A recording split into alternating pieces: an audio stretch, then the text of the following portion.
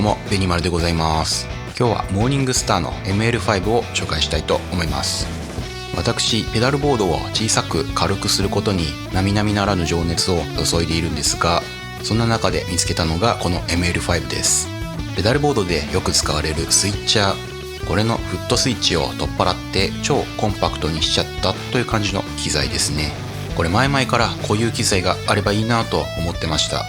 ボードの裏にも入れられたり、あとラックマウントする時なんかも便利そうです。これスイッチとループが分離することでいろんな使い方、いろんなメリットがあります。なので順番に単体で小スペースに使う方法、MIDI コントローラーを使う方法、マルチエフェクターからコントロールする方法、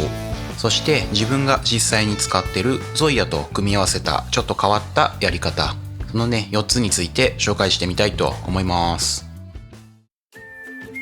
まずは ML5 のスイッチャーとしてのポテンシャルをチェックしてみましょう。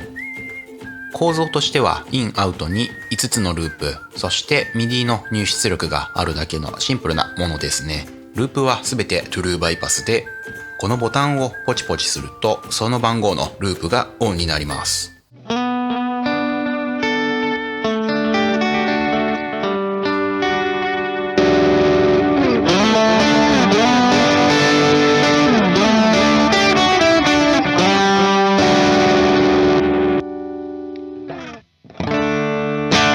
もし演奏中に切り替えしないよという人なら、これだけでもスイッチングできちゃいますね。で、保存はラーンボタンを押して MIDI パッチナンバーを送ると、そのナンバーで登録されます。直感的でいいですね。次にスイッチャーで結構重要なのがパッチ切り替え時の音切れですね。音切れがあるとライブとかで結構困ります。その辺 ML5 がどうかというと、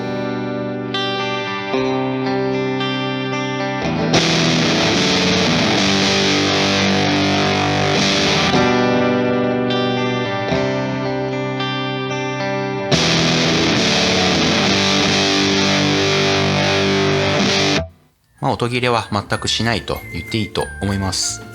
もし切り替えでポップノイズが出る場合は逆に音切れというかミュートする設定にもできます。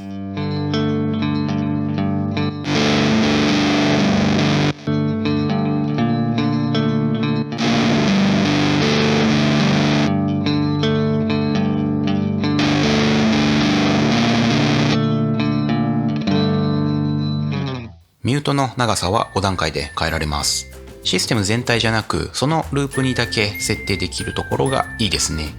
こんな感じで ML5 はただコンパクトなだけじゃなく、性能も文句なしのスイッチャーになってます。お次、いかに ML5 がコンパクトとはいえ、フットスイッチがないと演奏中に切り替えできません。何かしらのスイッチを利用して MIDI を送る必要があります。いろいろ方法はあるんですが、まず最もシンプルなのが MIDI コントローラーを使用する方法。同じブランドからいかにもセットで使ってねという感じのコントローラーが出てるんで、一番小さい MC3 を使ってみます。結局コントローラーを使うんだったら、もともとフットスイッチのあるスイッチャーと変わらないんじゃねえと思うかもしれませんが、MC3 などの MIDI コントローラーはスイッチの機能を自分の好きなようにアサインできるのが強みです。例えば左右のスイッチでパッチをアップダウン、上のスイッチはどのパッチでも関係なく5番目のループをオンしてディレイをかけるみたいな自分流の使い方ができます。長押しやダブルタップに違う機能もアサインできるので、長押しで先頭のパッチに戻るみたいなこともできます。見た目のスイッチ数よりもやれることは多いですね。既存のスイッチャーって自分は絶対使わないなっていうミュートスイッチとかがあったりして、実際間違えて踏んじゃってライブ中に音が出なくなったこともありましたけど、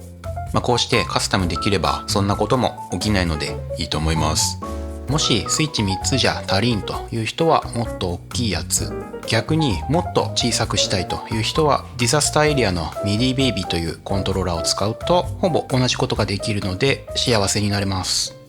次にとにかく小スペースにしたい人におすすめなのがマルチエフェクターを使って切り替える方法です。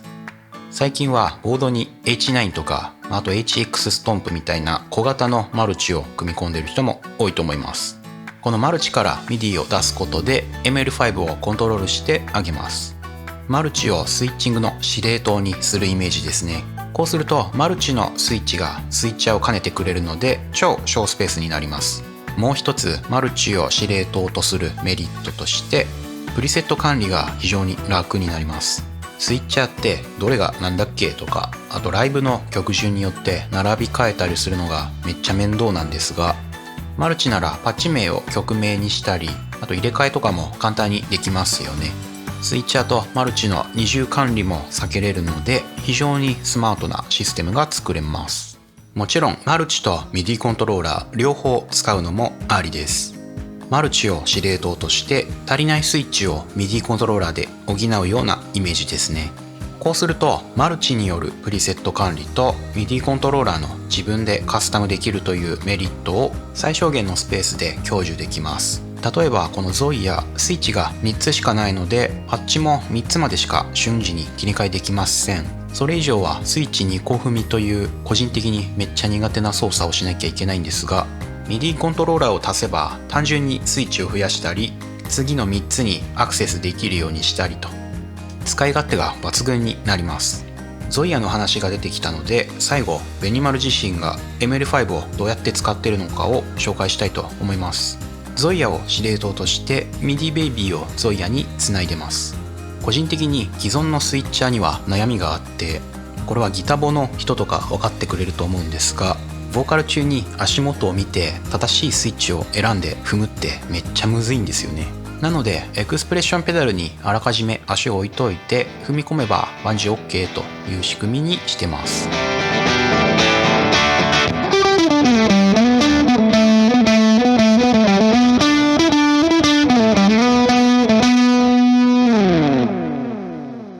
Zoya ならエクスプレッションペダルを踏み切ったところで MIDI パッチチェンジを出すという風にできるので、とってもね柔軟なシステムが作れます。Zoya 内のディレイとブーストをかけつつループのファズをオンにするというゲートですね。もちろんかかと側で元に戻るようになってます。ただこの方法だと Zoyaエクスプレッションペダルが1個しかつなげないので1曲で立て続けに違うエフェクトがあると対応できないんですよね。そこでこれです。MIDI Baby には TRS 端子があって、ここにつないだエクスプレッションペダルの信号を MIDI として出せるんですね。つまりは単純に2系統操作できるようになります。ちなみに MIDI Baby のスイッチは単純なパッチ送りに使ってます。この操作逆に Zoya 単体じゃできなかったりします。